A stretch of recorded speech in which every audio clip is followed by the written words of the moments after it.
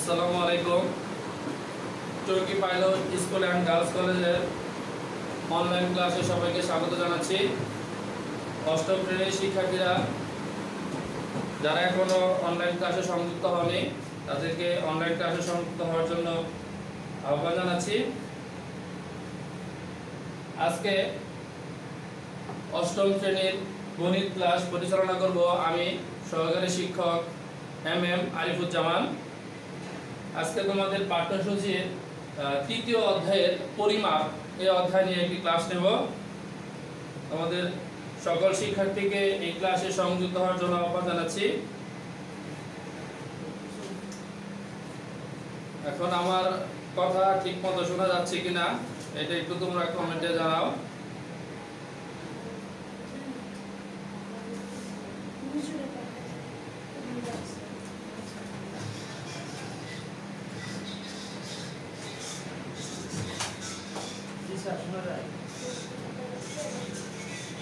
যাক, অনেকেই ক্লাসে সংযুক্ত হয়েছে।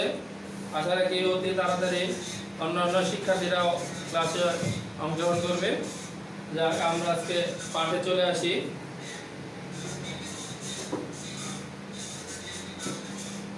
আমাদের অষ্টম শ্রেণীর তৃতীয় অধ্যায়ের নাম হলো পরিমাপ। এই পরিমাপ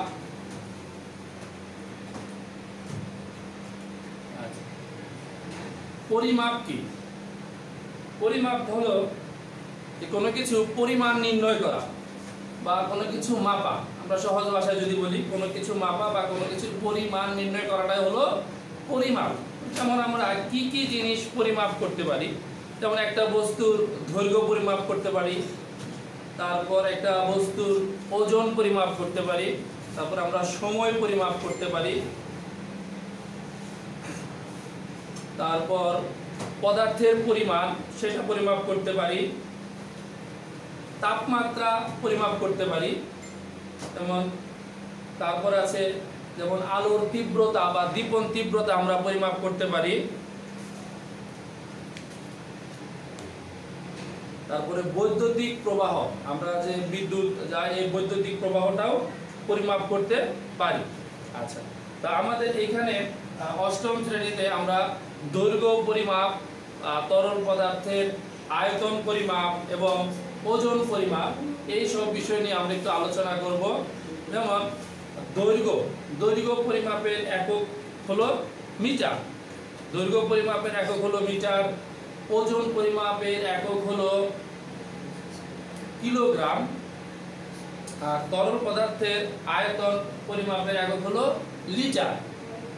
আচ্ছা,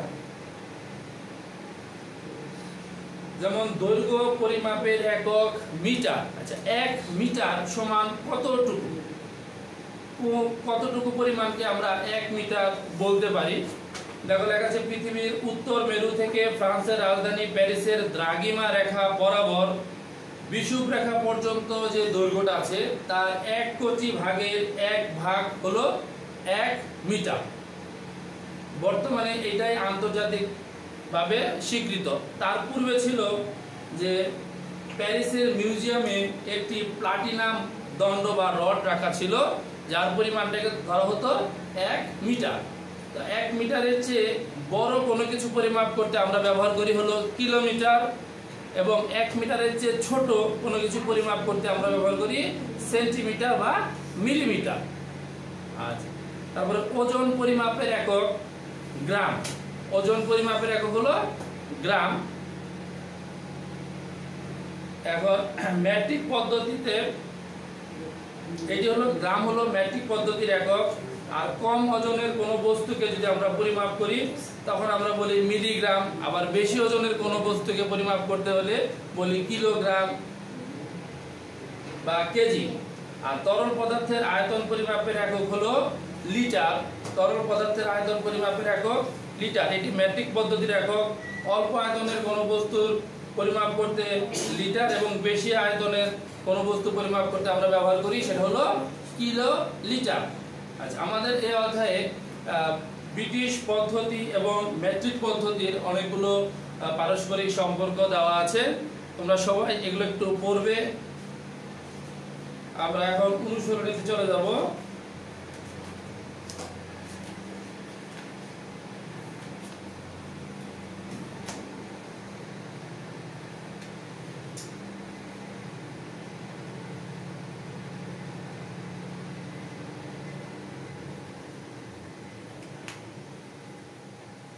আচ্ছা দেখো আমাদের তৃতীয় অধ্যায় বা অনুশীলনী 3-এর 10 নম্বর অঙ্কটা বলছে একটি পুকুরের দৈর্ঘ্য 60 মিটার, প্রস্থ 40 মিটার, পুকুরের পাড়ের বিস্তার 3 মিটার হলে পাড়ের ক্ষেত্রফল কত? আমরা এটা যদি এখানে একটা রাফ চিত্র এঁকে চিন্তা করি,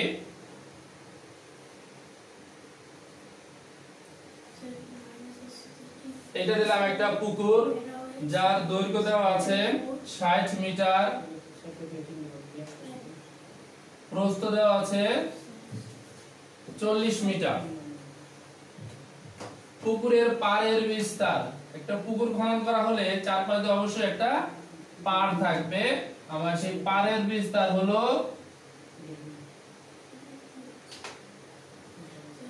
3 মিটার। পুকুরের চারপাশে যে পাড় আছে পাড়ের বিস্তার 3 মিটার। আমাদের বলা আছে যে পাড়ের ক্ষেত্রফল নির্ণয় করো।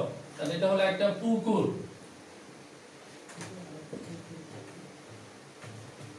তাহলে আমরা লিখতে পারি দেওয়া আছে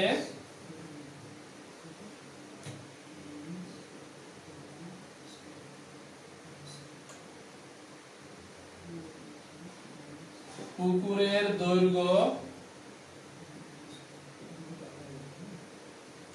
60 মিটার এবং পুকুরের প্রস্থ 40 মিটার। তাহলে সুতরাং পুকুরের ক্ষেত্রফল 60 গুণন 40 বর্গ মিটার, 424 বর্গ মিটার। তাহলে আমাদের এই যে পুকুরটা, এই পুকুরের দৈর্ঘ্য দেওয়া আছে 60 মিটার, প্রস্থ আছে 40 মিটার। তাহলে দৈর্ঘ্য এবং প্রস্থ যদি আমরা গুণ করি তাহলে পুকুরের ক্ষেত্রফল পেয়ে যাব। তাহলে পুকুরের ক্ষেত্রফল হলো 2400 বর্গ মিটার, 2400 বর্গ মিটার। আচ্ছা এখন পুকুরের পাড়ের বিস্তার,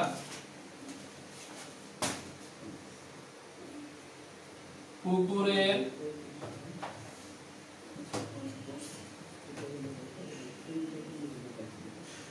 পাড়ের বিস্তার 3 মিটার। এই পুকুরের চারপাশে একটা পাড় আছে, এই পাড়ের বিস্তার হলো 3 মিটার।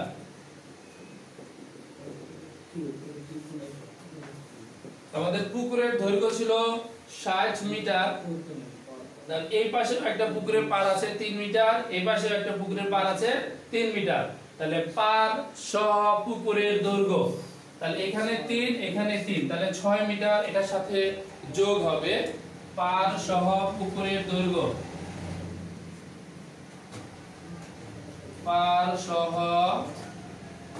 পুকুরের দৈর্ঘ্য 60 যোগ 3 মিটার করে দুই পাশে আছে, যোগ দিয়ে দিলাম, এত মিটার সমান সমান 66 মিটার। এখন লিখি পাড় সহ পুকুরের প্রস্থ 40 মিটার যোগ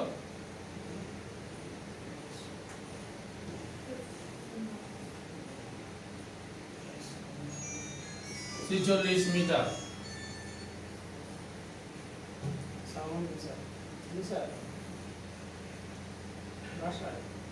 পাড় সহ পুকুরের ক্ষেত্রফল,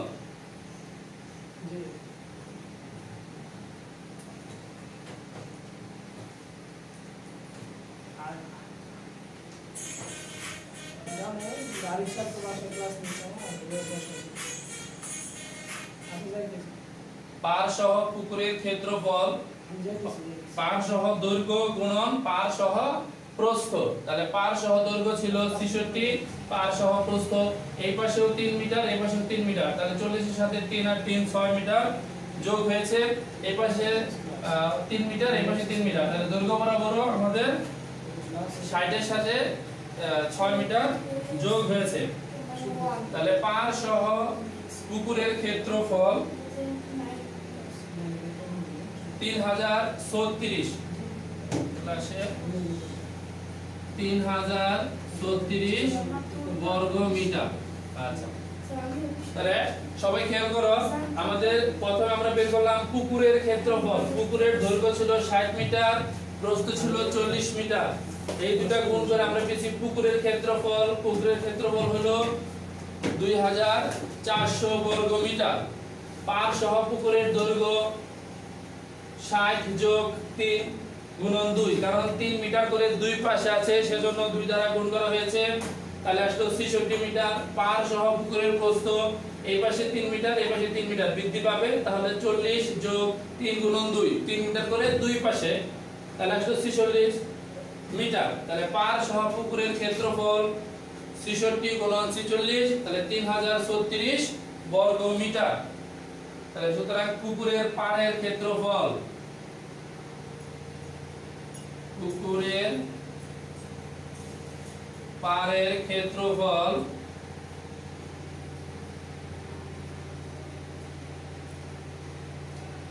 3036 বিয়োগ 2400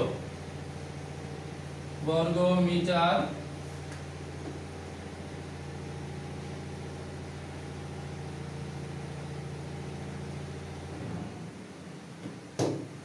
বিয়োগ করে আসে 636 বর্গ মিটার। এটাই আমাদের উত্তর। আশা রাখি সবাই বুঝতে পারছো যে পুকুরের পাড়ের ক্ষেত্রফল নির্ণয় করো। তাহলে পুকুরের পাড়ের ক্ষেত্রফল 636 বর্গ মিটার।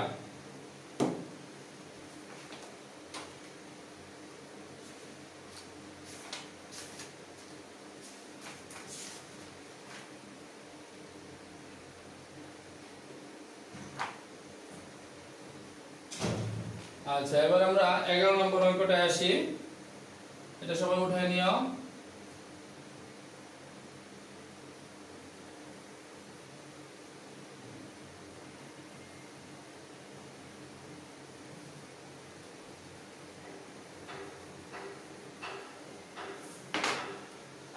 এগারো নম্বর অঙ্কটা বলছে একটি আয়তাকার একটি ক্ষেত্রের ক্ষেত্রফল 10 একর এবং তার দৈর্ঘ্য প্রস্থের 4 গুণ। দৈর্ঘ্যটা হবে প্রস্থের 4 গুণ। তাহলে ক্ষেত্রটির দৈর্ঘ্য নির্ণয় করো। 11 নম্বর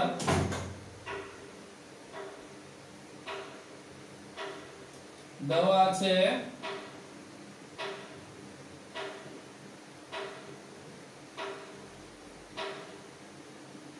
আয়তাকার ক্ষেত্রের ক্ষেত্রফল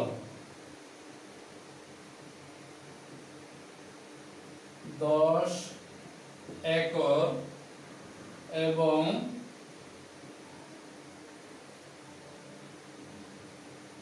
তার দৈর্ঘ্য প্রস্থের 4 গুণ। প্রস্থের 4 গুণ।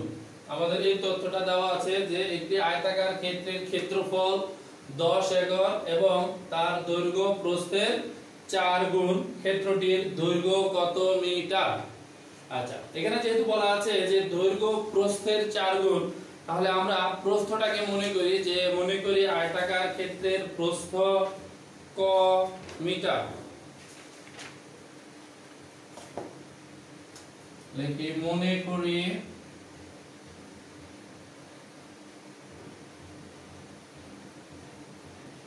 আয়তাকার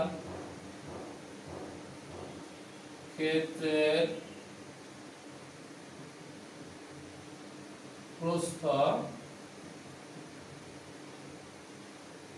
ক মিটার।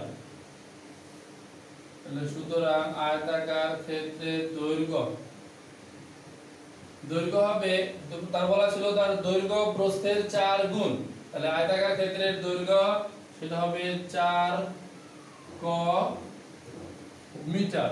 তাহলে আমরা আয়তাকার ক্ষেত্রের দৈর্ঘ্য বের করলাম, প্রস্থ বের করলাম, তাহলে আয়তাকার ক্ষেত্রের ক্ষেত্রফল, আয়তাকার ক্ষেত্রের ক্ষেত্রফল 4 ক গুণন ক, মানে দৈর্ঘ্য গুণন প্রস্থ বর্গ মিটার সমান 4 ক স্কয়ার বর্গ মিটার।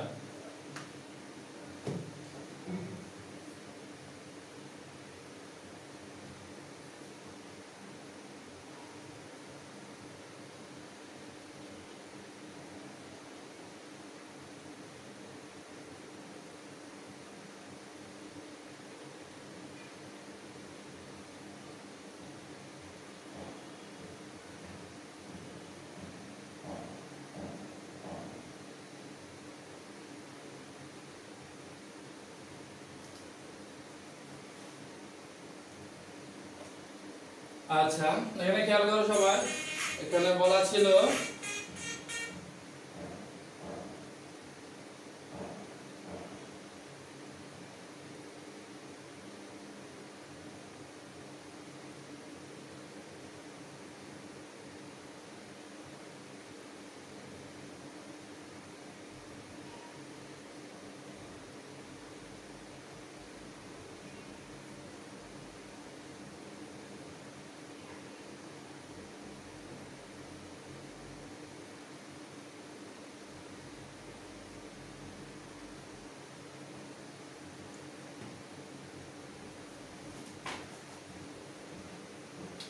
আচ্ছা, এখানে বলা ছিল যে আয়তাকার ক্ষেত্রের ক্ষেত্রফল 10 একর, আর আয়তাকার ক্ষেত্রের ক্ষেত্রফল 10 একর, আর এখানে আমরা বের করছি আয়তাকার ক্ষেত্রের ক্ষেত্রফল 4 ক স্কয়ার। তাহলে ক স্কয়ার বর্গ মিটার, এখানে আমরা যেহেতু বর্গ মিটার পাইছি, তাহলে এই একরটাকে আমাদের বর্গ মিটারে আনতে হবে, একরটাকে বর্গ মিটারে আনতে হবে। তো সেই ক্ষেত্রে আমরা জানি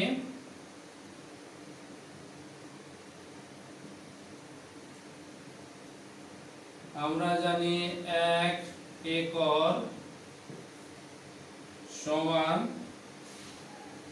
4046.8 বর্গ মিটার। 1 একর সমান 4046.8 বর্গ মিটার। তাহলে আমাদের এখানে আছে 10 একর, তাহলে সুতরাং 10 একর সমান 4046.8 গুণন 10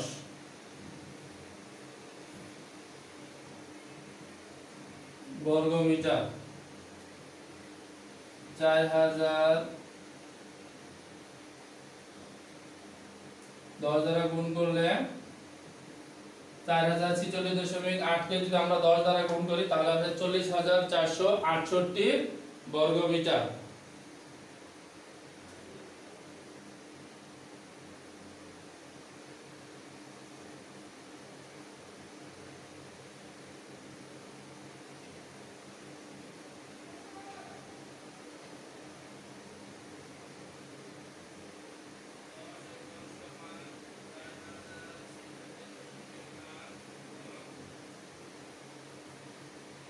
আচ্ছা, এখানে আমরা ক্ষেত্রফল বের করলাম, আয়তাকার ক্ষেত্রের ক্ষেত্রফল 4 ক স্কয়ার বর্গ মিটার, আর এখানে আমরা পেলাম 10 একর সমান 40,468 বর্গ মিটার। তাহলে আমরা বলতে পারি প্রশ্নের মধ্যে এইটা এবং এটা পরস্পর সমান।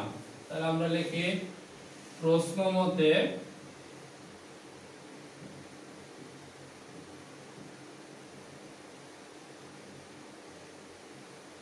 4 ক স্কয়ার সমান 40,468 বা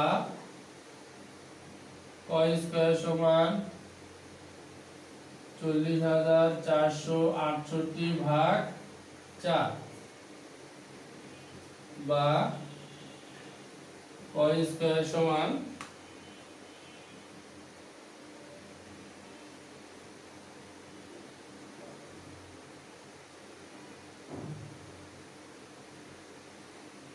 40,468 ভাগ 4। এখানে আমাদের আসতেছে 10,117, 10,117 বা ক সমান এটাকে আমরা এটার উপর একটা রুট দিয়ে দেই 10,117।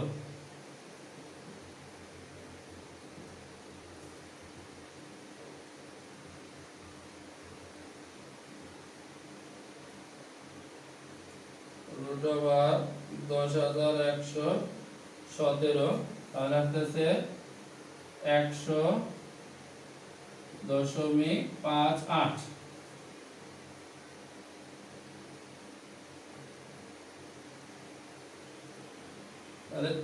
দেখো এখানে আমরা বের করলাম আয়তাকার ক্ষেত্রের ক্ষেত্রফল 4 ক স্কয়ার বর্গমিটার, আর এখানে ক্ষেত্রফল দেওয়া ছিল 10 একর, সেটাকে আমরা বর্গমিটারে দিয়ে বের করলাম 40,468 বর্গমিটার। তাহলে প্রশ্ন মতে বলা যায় 4 ক স্কয়ার সমান 40,468।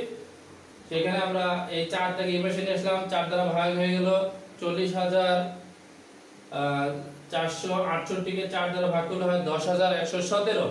তারপরে ক এখানে একটা স্কয়ার আছে, স্কয়ারের পাশে গেলে একটা রুট হয়ে যাবে, তাহলে এখানে আমাদের আসলো রুট করলে আসতেছে 100.58। 100.58 আমরা বের করলাম ক এর মান। তাহলে কটা কি ছিল? আয়তাকার ক্ষেত্রের প্রস্থ ক মিটার, কিন্তু আমাদের বের করতে বলছে যে আয়তাকার ক্ষেত্রের দৈর্ঘ্য কত। তাহলে আয়তাকার ক্ষেত্রের দৈর্ঘ্য হলো 4 গ। তাহলে এটাকে আমরা যদি 4 দ্বারা গুণ করে দেই তাহলে আয়তাকার ক্ষেত্রের দৈর্ঘ্য বের করতে পারবো। দেখি সুতরাং আয়তাকার ক্ষেত্রের দৈর্ঘ্য, আয়তাকার ক্ষেত্রের দৈর্ঘ্য সমান 4 গুণন 100.58।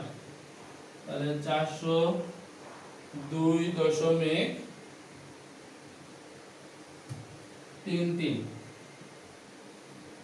এত মিটার।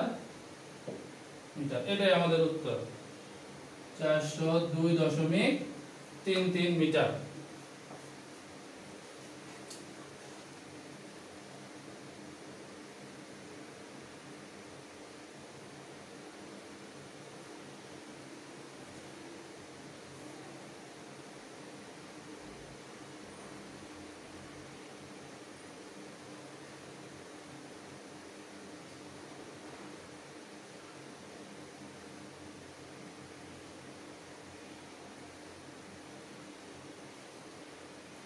আচ্ছা, আমরা তারপরে অঙ্কটা দেখি, 12 নম্বর অঙ্ক। আশা রাখি এটা সবাই তোমরা বুঝতে পারছো।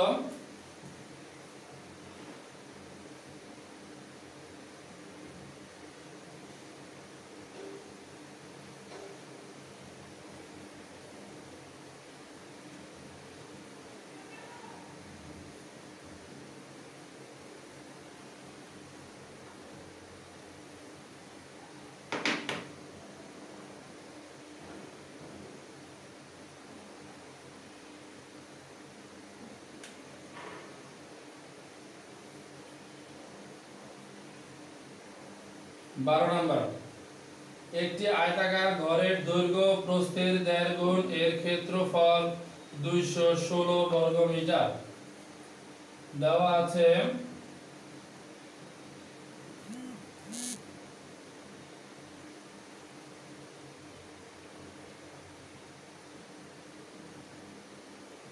আয়তাকার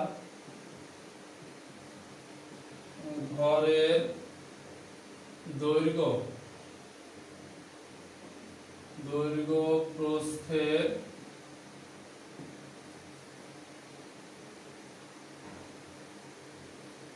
1.5 গুণ এবং দৈর্ঘ্য প্রস্থের 1.5 গুণ এবং ক্ষেত্রফল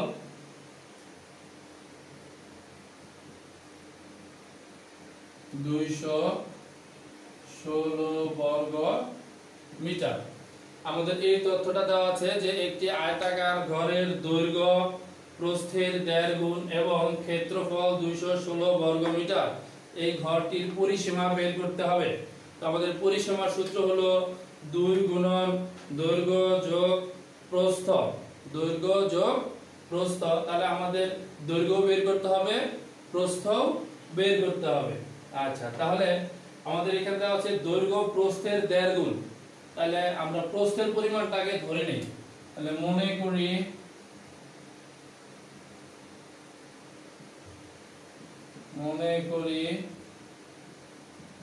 আয়তাকার ঘরের প্রস্থ ক মিটার। তাহলে সুতরাং আয়তাকার ঘরের দৈর্ঘ্য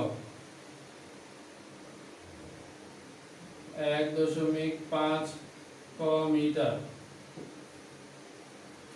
কারণ এখানে দেখো দেওয়া ছিল আয়তাকার ঘরের দৈর্ঘ্য প্রস্থের 1.5 গুণ। 1.5 মানে হলো 1.5 বা 1 সমস্ত 2 ভাগের 1, আমরা যেভাবে লিখি সমস্যা নাই। আমি এখানে লিখলাম 1.5 ক। তাহলে সুতরাং আয়তাকার ঘরের ক্ষেত্রফল 1.5 ক গুণন ক বর্গ মিটার। আমাদের এখানে চলে আসলো 1.5 ক স্কয়ার বর্গ মিটার। আর আমাদের এখানে ক্ষেত্রফলটা দেওয়া আছে 216। তাহলে আমরা বলতে পারি প্রশ্ন মতে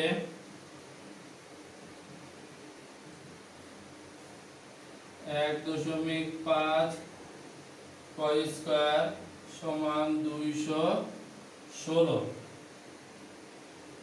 বা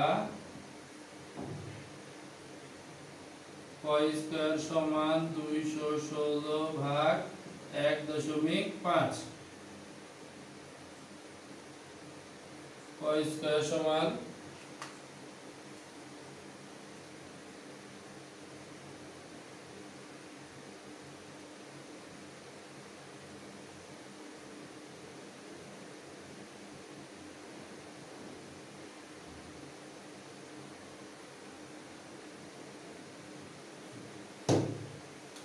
এখানে আছে 144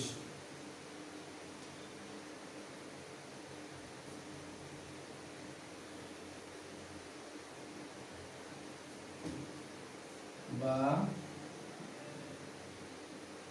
ক সমান সমান √144 বা ক সমান সমান 12।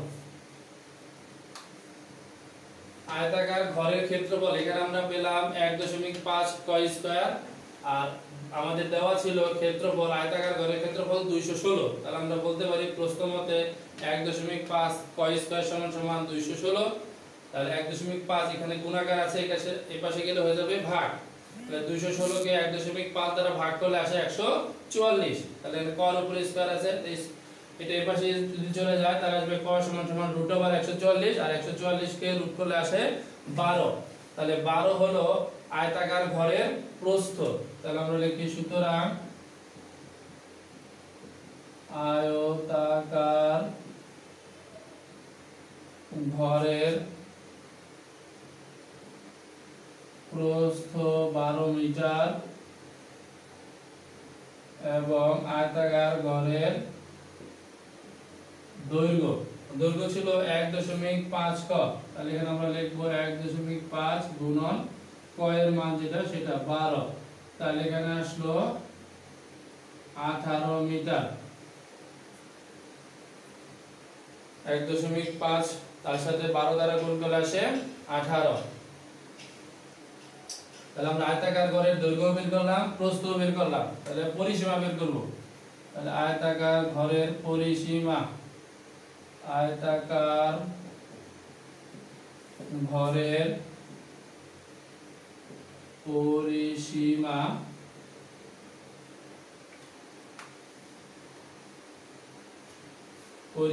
সমান সমান আমরা জানি 2 গুণন এটা কি দৈর্ঘ্য যোগ প্রস্থ। তাহলে দৈর্ঘ্যের মানটা আসলো 18 যোগ প্রস্থের মান হলো 12 মিটার। তাহলে এখানে আসলো 2 গুণন 30 মিটার, মানে হলো 60 মিটার। তাহলে আয়তাকার ঘরের পরিসীমা 60 মিটার, এটাই আমাদের উত্তর।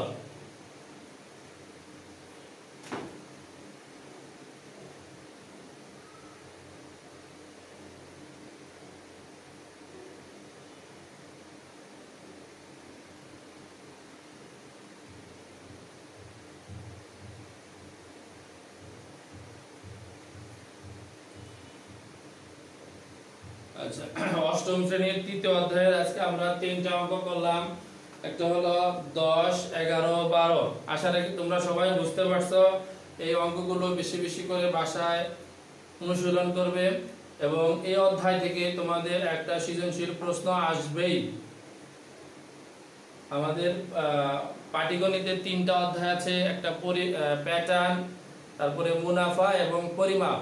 3টা অধ্যায় থেকে ফাইনাল পরীক্ষায় 3টা সৃজনশীল প্রশ্ন থাকবে। তাহলে এই অধ্যায়টা একটু ভালো করে করলে একটা অধ্যায় থেকে আমরা একটা সৃজনশীল প্রশ্ন অ্যান্সার করতে পারবো। তোমরা সবাই বাসায় ভালোভাবে অঙ্ক অনুশীলন করবে। কোনো সমস্যা হলে সেটা কমেন্ট বক্সে জানাবে এবং অনুশীলন করে তোমরা এটার ছবি কমেন্ট বক্সে পোস্ট করে দিবে। আমি দেখব তোমরা কে কে করেছো।